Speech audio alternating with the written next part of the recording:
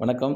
என்கே Faisal properties. இன்னைக்கு பார்த்தீங்கன்னா ஒரு லேண்ட் வந்திருக்கு. இது எங்கே இருக்குன்னு பார்த்தீங்கன்னா Kanyakumari district Monday market Eraniel police station back சைடில் இருக்குது. கானாங்குளம் சொல்கிற ஊரில். டோட்டல் ஏரியா எவ்வளோன்னு பார்த்தீங்கன்னா 8.5 சென்ட்.